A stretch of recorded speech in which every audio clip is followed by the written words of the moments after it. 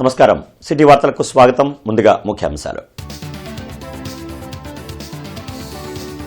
తురకపాలెం మృతులకు 5 లక్షల రూపాయల పరిహారం. బాధిత కుటుంబాలకు సీఎంఆర్ఎఫ్ చెక్కులను అందించిన కేంద్ర సహాయ మంత్రి పెమ్మసాని.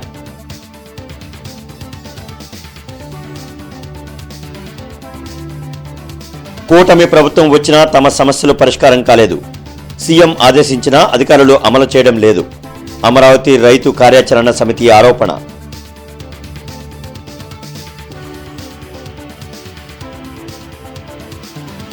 సమాచార హక్కు చట్టంపై ప్రజలు అవగాహన పెంచుకోవాలి.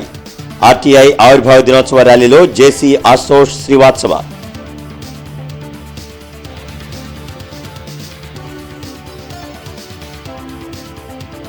గుంటూరులో సందడి చేసిన hero Kiran Abbavaram. K ramp మూవీని ఆదరించాలని ప్రమోషన్.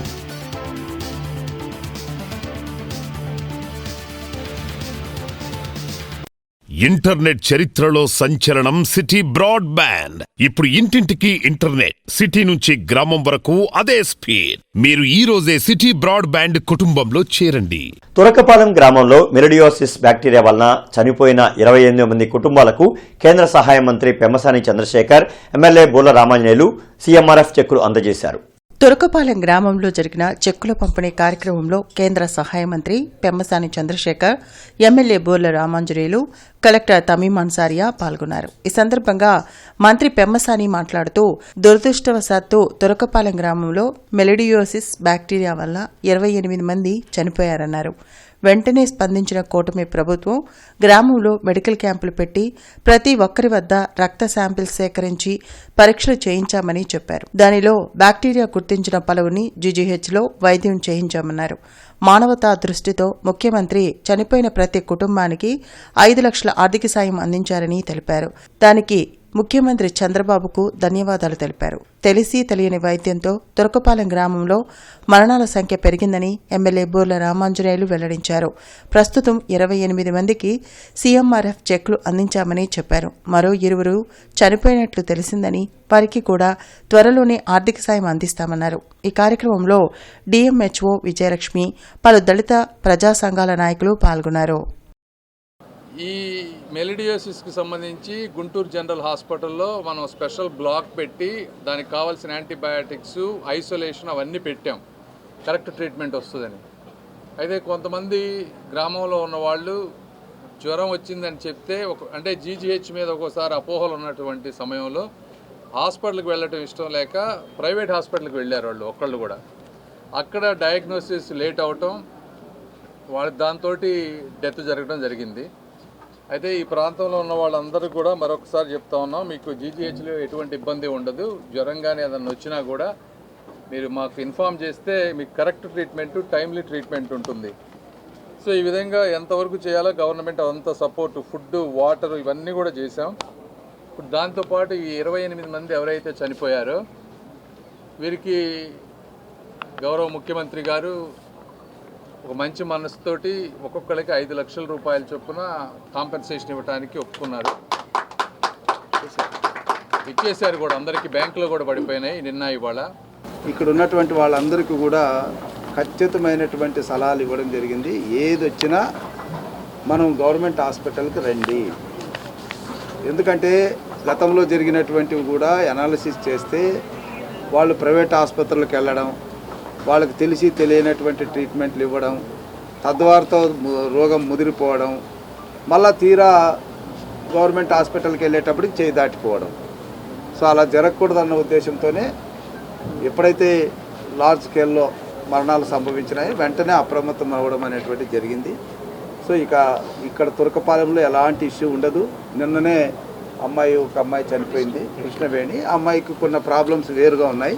కేంద్ర సహాయ మంత్రి పెమ్మసాని చంద్రశేఖర్ ప్రతిష్టాత్మకంగా తీసుకున్న సెంక్లాస్ బ్రిడ్జ్ నిర్మాణ పనులు అనుకున్న సమయానికి పూర్తి చేసేందుకు కాంట్రాక్టర్లు కృషి చేస్తున్నారు. వర్షాల వల్ల కొన్ని రోజులు పనుల్లో జాప్యం ఏర్పడుతున్నా ప్రణాళికతో పనులు జరుగుతున్నాయి. 18 నెలల్లో శంకర్ విలాస్ బ్రిడ్జ్ నిర్మాణం పూర్తి చేయాలని పెమ్మసాని ఆదేశించారు. ఇప్పటికే 80% పాత బ్రిడ్జ్ కూల్చివేత పనులు పూర్తయ్యాయి. శంకర్ విలాస్ ఏసీ కళాశాల వైపు పిల్లర్ల నిర్మాణాలు జరుగుతున్నాయి. నూతన శంకర్ విలాస్ బ్రిడ్జ్ అందుబాటులోకి వస్తేనే నగరంలో ట్రాఫిక్ సమస్య తీరే అవకాశం ఉంది.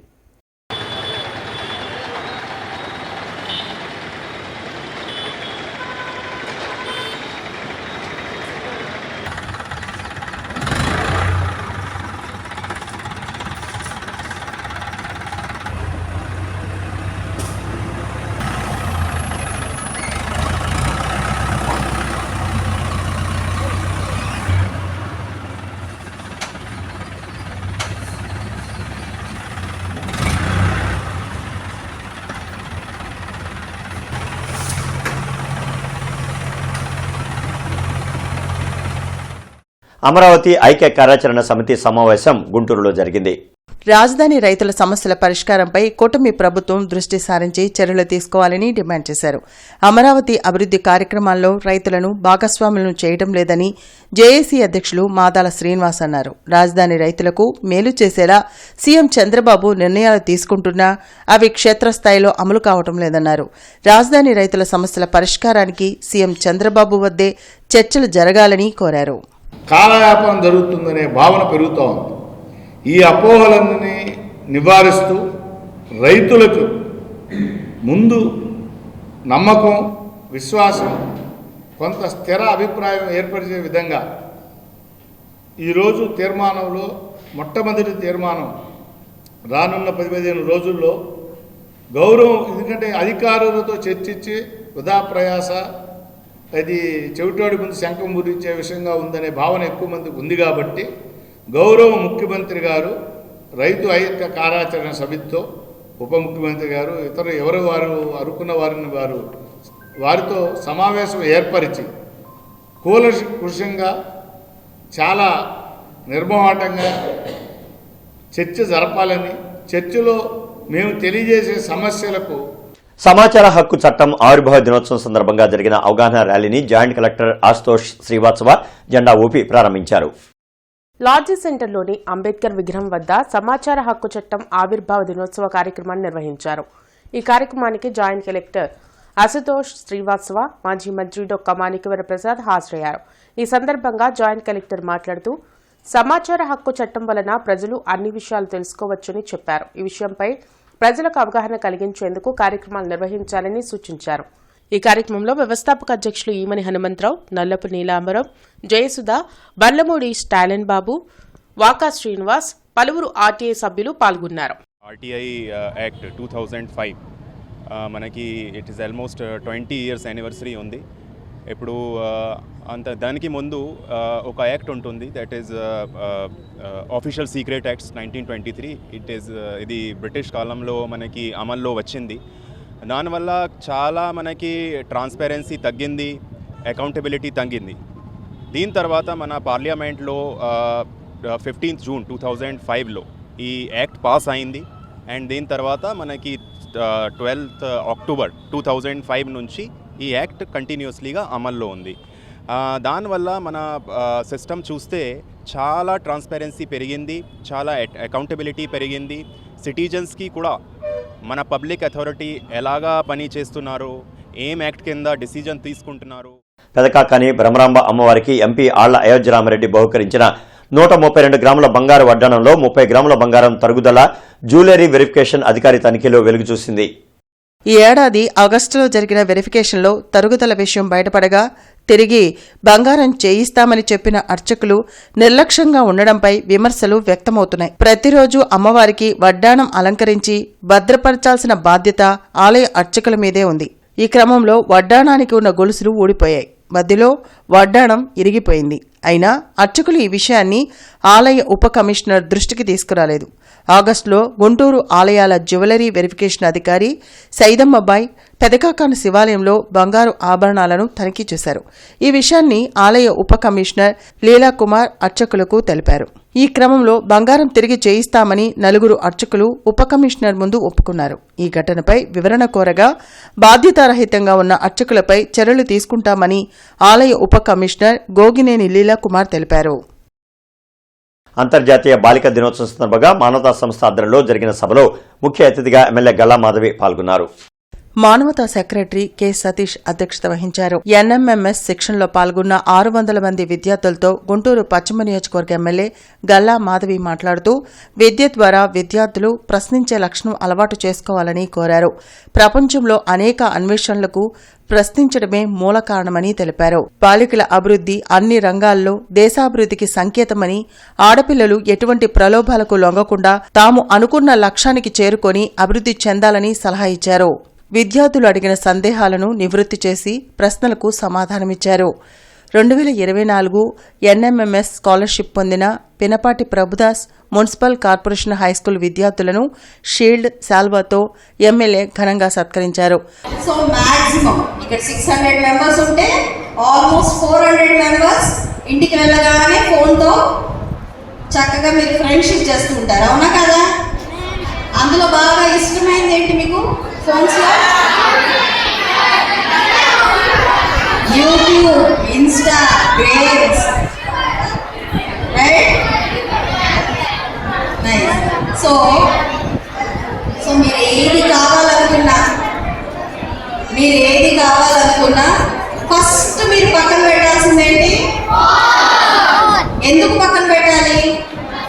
బాగానే ఉంది కదా, ఎంటర్టైనింగ్, గేమ్స్ ఆడుకుంటున్నాం, సొసైటీలో జరిగినంత చూస్తున్నాం, very very refreshing, very very entertaining. ఎందుకు ఫోన్ పక్కన పెట్టాలి? ఎందుకు? గోల్ చేరాలి, కళ్ళు పోతాయి. సో కళ్ళుతో పాటు మనకి ఆలోచన విధానం కూడా పోతుంది. ఇన్నర్ రింగ్ రోడ్ రెడ్డిపాలెంలోని వైఎస్ రాజశేఖర రెడ్డి పార్క్ అధ్వానంగా మారింది. డెవలప్మెంట్ కోసం కార్పొరేషన్ అధికారులు ముందుకు వచ్చిన కాంట్రాక్టర్ నిర్లక్ష్యం కారణంగా వాకింగ్కు వచ్చే స్థానికులు తీవ్ర ఇబ్బందులు పడుతున్నారు. ఇన్నర్ రింగ్ రోడ్ రెడ్డిపాలెంలోని వైఎస్ రాజశేఖర రెడ్డి పార్కును కార్పొరేషన్ అధికారులు పట్టించుకొని అభివృద్ధి చేయాలని పార్క్ కమిటీ సభ్యులు కోరుతున్నారు. జీఎంసీ ముందుకు వచ్చి డెవలప్మెంట్ చేస్తామంటే సంతోషించామని, 2 ఏళ్లైనా కాంట్రాక్ట్ పనులు పూర్తి చేయకుండా నిర్లక్ష్యం వహిస్తున్నారని ఆరోపించారు. ఇటీవల కురుస్తున్న వర్షాలకు పార్కు ప్రాంగణం నీటితో నిండిపోయిందని, తాము మట్టి తరలించి బాగు చేసుకోవాల్సిన పరిస్థితి ఏర్పడిందని వాపోతున్నారు. కమిషనర్ పనులు పూర్తి చేయాలని కాంట్రాక్టర్ను ఆదేశించినా పట్టించుకోవడం లేదని మండిపడుతున్నారు. నీళ్లలో ఉండడం వల్ల జిమ్ ఎక్విప్మెంట్ కూడా పాడైపోతుందని చెబుతున్నారు. గతంలో ప్రతిరోజు 200 మంది వాకింగ్కు వచ్చేవారని, ఇప్పుడున్న పరిస్థితికి కనీసం 10 మంది కూడా రావడం లేదన్నారు. అధికారులు స్పందించి వెంటనే పార్కులో పనులు పూర్తి చేసి అందుబాటులోకి తీసుకురావాలని కోరుతున్నారు. జేమ్స్ వాళ్ళు ఇది పట్టించుకొని ఈ ట్రాకు పిల్లలు రావడానికి లేదు, పాములు జైర్లు అంతా గడ్డి పెరిగిపోయి మేము చేద్దామంటే నేను కాంట్రాక్ట్ కింద ఉందో మాకు మరి చేసినా కానీ మళ్ళీ పోయినసారి మట్టి బిల్డింగ్ మేము అక్కడికి 40-50 వేలు పెట్టి మట్టి తోలిచ్చాం. అతను బిల్లు చేసుకున్నాడో లేదో మాకు తెలియదు. ముందు పిల్లలు ఆడుకున్నా కూడా ఇసుక తోలిస్తా అన్నాడు, అది లేదు. జిమ్ ఐటమ్స్ పాడైపోయినాయి, అంతా చండాలంగా ఉంది. జనం 400 మంది వచ్చేవాళ్ళు కూడా ఇవాళ 10 మంది 20 మంది కూడా రావట్లేదు. ఇదంతా జేఎంసీ వాళ్ళు పట్టించుకొని కమిషనర్ గారు అందరూ మాకు ఇదంతా పార్కు డెవలప్మెంట్ చేయాల్సిందని కోరుకుంటున్నాం. సిటీలోనే ఫాస్ట్గా గ్రో అవుతున్న ఇన్నర్ రింగ్ రోడ్ ఏరియా కాబట్టి రోజు రోజుకి ఇక్కడ రెసిడెన్సీస్ పెరుగుతున్నారు. వాళ్ళ పిల్లలు వాళ్ళు సాయంత్రం పూట ఆడుకోవడానికి చాలా బాగుంటుంది. ఇప్పుడు మీకు ఫోటోలు కూడా పెడుతున్నారు. ఇప్పుడు పర్టికులర్గా పిల్లలు సండే అయితే 100 మంది వచ్చేవాళ్ళు. అలాంటిది నీళ్లు ఉంటున్నాయి. ఎప్పుడు దాకా నీళ్లు ఉంటాయో ఎప్పుడు ఉండకుండా ఉంటాయో తెలియదు. ఈ మధ్యకాలంలో పర్టికులర్గా ఈ సంవత్సరంలో కురుస్తున్న ఈ రెండు నెలల నుంచి కురుస్తున్న వర్షాల వల్ల ఏ రోజు మనం పార్కుకు పోతే నడవచ్చో నడవలేమో, లేకపోతే ఆడుకోవచ్చో ఆడుకోలేదు తెలియక ఈ ఎక్సర్సైజ్లు చేసుకునే ఐటమ్స్ కానీ జిమ్ ఐటమ్స్ కానీ అక్కడ ఆ ఏరియాకి పోవడానికి పూర్తిగా వాటర్ ఉండడం వల్ల చాలా ఇబ్బందిగా ఉంది. ఈరోజు మరి ఈ వాకింగ్ ట్రాక్ ఎంత ఈనాతీనంగా ఉందంటే పాములు మరి అలాగే చిన్నపిల్లలు ఆడుకునేదానికి చాలా భయపడతా ఉన్నారు. మరి ఇది మినిమం ఒక 2 అడుగులు హైట్ అన్నా లేపాలి. ఎందుకంటే గ్యావలో ఫిల్ చేసి మరి 2 అడుగులు హైట్ లేపితే కానీ ఇది మాకు ఈ సమస్య అనేది పరిష్కారం కాదు. మరి ప్రతిరోజు వర్షాలు పడ్డప్పుడల్లా ఎంతో కొంత మరి ఉదయాన్నే వచ్చేసి బురదలో కూడా మా వాళ్ళు ఆకుండా అయితే వాకింగ్ చేస్తూ ఉన్నారు. గతంలో కూడా నేను ఈ వాకింగ్ ట్రాక్ మీద కొన్ని వీడియోలు అయితే మా సోషల్ మీడియాలో పెట్టాను. సో మరి అధికారులందరూ కూడా ఆలోచించి మరి వాకింగ్ ట్రాక్ మీద దృష్టి పెట్టి మరి దీన్ని కొంచెం పరిశీలించి మరి మంచి వాకింగ్ ట్రాక్ అవకాశం కల్పించాలని, ఆరోగ్యం కోసమని నడక చేద్దామని వస్తున్నటువంటి ఇక్కడ పాదచారులకు లేని రోగాలు తట్టుకుంటున్నాయి. అదేవిధంగా పురుగు పుత్ర పాములు వచ్చి అనేకమైనటువంటి ఇబ్బందులు పడుతున్నారు తప్ప ఎక్కడ ఆరోగ్యాన్ని సమకూర్చుకుంటున్నటువంటి అవకాశం అయితే కనపడట్లేదు. కాబట్టి వెంటనే అధికారులు స్పందించి ఈ యొక్క పార్కు దుస్థితిని సరిచేసి కాపాడి డెవలప్మెంట్ చేయాల్సిన అవసరం ఉందని మాత్రం ఇక్కడున్న మేము వాకర్స్గా డిమాండ్ చేస్తున్నాం. ఇంటర్నెట్ చరిత్రలో సంచలనం సిటీ బ్రాడ్బ్యాండ్. ఇప్పుడు ఇంటింటికి ఇంటర్నెట్, సిటీ నుంచి గ్రామం వరకు అదే స్పీడ్. మీరు ఈ రోజే సిటీ బ్రాడ్బ్యాండ్ కుటుంబంలో చేరండి. గుంటూరులో హీరో కిరణ్ అబ్బవరం సందడి చేశారు. అక్టోబర్ 18వ తేదీన రిలీజ్ కానున్న కే ర్యాంప్ మూవీ ప్రమోషన్లో పాల్గొన్నారు. బర్కస్ మండీలో ఈ కార్యక్రమం నిర్వహించారు. పూర్తిగా హాస్యంతో కూడిన ఈ కే ర్యాంప్ మూవీని కుటుంబ సమేతంగా చూడవచ్చని కిరణ్ అబ్బవరం తెలిపారు. సినిమా మొదటి నుంచి చివరి వరకు చూసి కడుపుబ్బా నవ్వటం గ్యారంటీ అన్నారు. తన సినిమాలు చూసి ఆదరిస్తున్న ప్రేక్షకులకు, అభిమానులకు ఆయన ధన్యవాదాలు తెలిపారు. నిన్ననే ట్రైలర్ లాంచ్ అయింది. ఒకసారి పండగ సినిమా కదా, దివాళికి వస్తున్నాం, గ్రౌండ్ లెవెల్లో మీ అందరికీ ఈ సినిమా వస్తుందని చెప్పి ఇప్పటికే చాలా మంచి రెస్పాన్స్ వచ్చింది. కేరామ్కి వదిలిన కంటెంట్కి టీజర్ కానీ ట్రైలర్ కానీ మొత్తం అంతా చాలా మంచి రెస్పాన్స్ వచ్చింది. ఒకసారి గ్రౌండ్ లెవెల్లో మళ్ళీ మిమ్మల్ని అందరినీ కలిసేసి వెళ్దామని వచ్చాను. ఇప్పటిదాకా కేరామ్ సినిమాని చాలా బాగా సపోర్ట్ చేశారు. అలాగే ఖచ్చితంగా ఈ పండగకి దీవాళీ సినిమాకి మీరందరూ ఫ్యామిలీతో కలిసి సినిమాకి వెళ్ళండి. కడుపుబ్బా నవ్వుకుంటారు. మిస్ అవ్వద్దండి. ఫ్యామిలీ అందరితో కలిసి థియేటర్కి వెళ్ళండి. 2 గంటల 20 నిమిషాల పాటు కంటిన్యూ స్మైల్స్ ఉంటాయి. చాలా బాగా వచ్చిన సినిమా. నేను చాలా కాన్ఫిడెంట్గా ఉన్నాను ఈసారి మీ అందరిని నవ్వించబోతున్నానని. అనపర్రులో నీటి కలుషితంతో పాటు అపరిశుభ్ర వాతావరణం ఉందని జూలైలోనే జిల్లా అధికారుల దృష్టికి ఎస్ఎఫ్ఐ తీసుకొచ్చిందని రాష్ట్ర ఉపాధ్యక్షుడు కిరణ్ తెలిపారు. అప్పుడే చర్యలు తీసుకుంటే ఇప్పుడు ఇంతమంది విద్యార్థులు హాస్పిటల్ పాలు అవ్వాల్సిన పరిస్థితి వచ్చేది కాదన్నారు.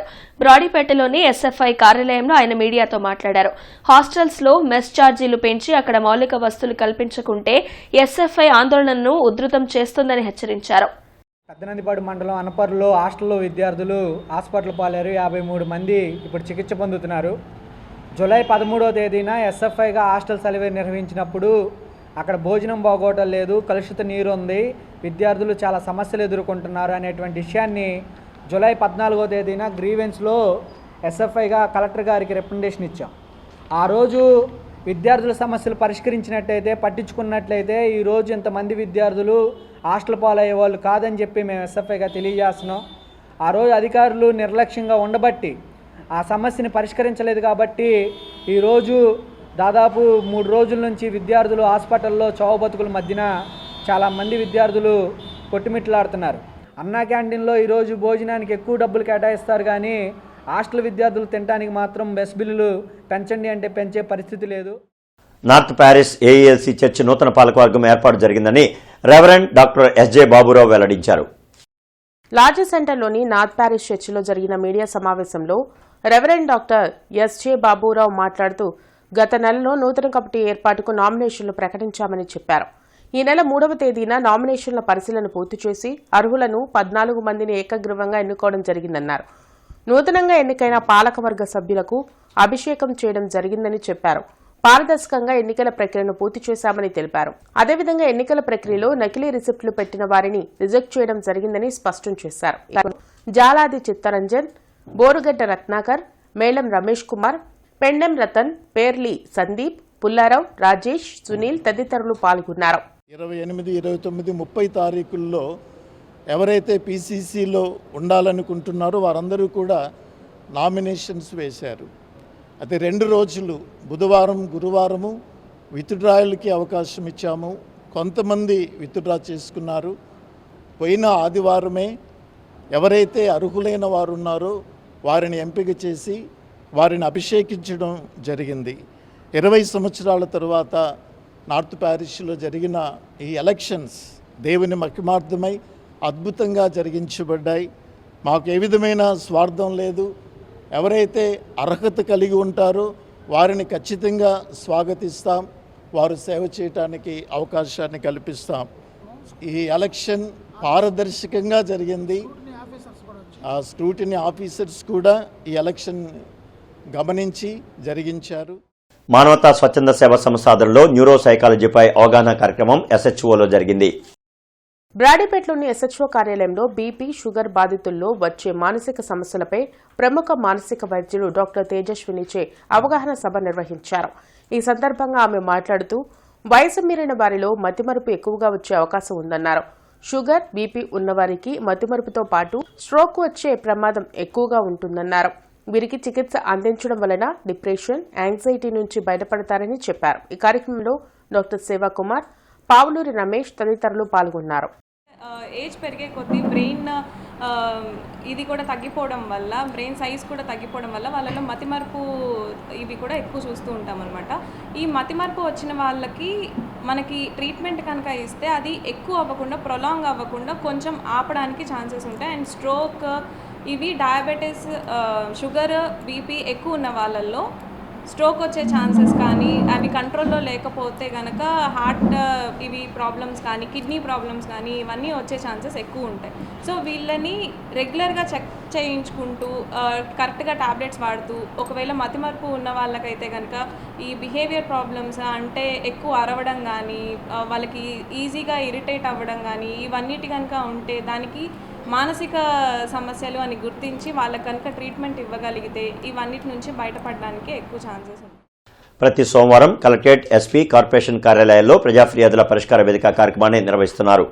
ప్రజలు తమ సమస్యలను అధికారుల దృష్టికి తీసుకువెళ్లి వాటిని పరిష్కరించుకోవాలని ఉన్నతాధికారులు సూచించారు. కార్పొరేషన్ కార్యాలయంలో డైలివర్ కమిషనర్ జరగనుంది. జిల్లా, నియోజకవర్గ, మండల స్థాయిలో ఈ ప్రజా ఫిర్యాదుల పరిష్కార వేదిక కార్యక్రమం నిర్వహించనున్నారు. వార్తలు ముగించే ముందు ముఖ్యాంశాలు మరొకసారి. తురకపాలెం మృతులకు 5 లక్షల రూపాయల పరిహారం. బాధిత కుటుంబాలకు సీఎంఆర్ఎఫ్ చెక్కులను అందించిన కేంద్ర సహాయ మంత్రి పెమ్మసాని.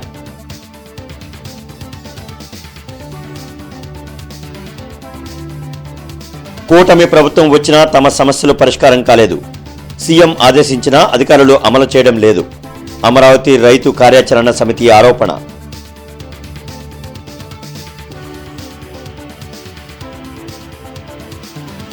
సమాచార హక్కు చట్టంపై ప్రజలు అవగాహన పెంచుకోవాలి. ఆర్టీఐ ఆవిర్భావ దినోత్సవ ర్యాలీలో జేసీ ఆశోష్ శ్రీవాత్సవ.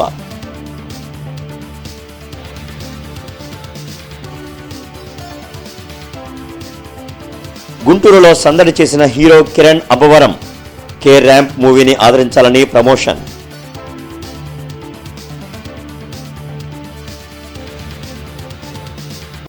ఇక ఈ వార్తలు ఇంతటితో సమాప్తం. నమస్కారం.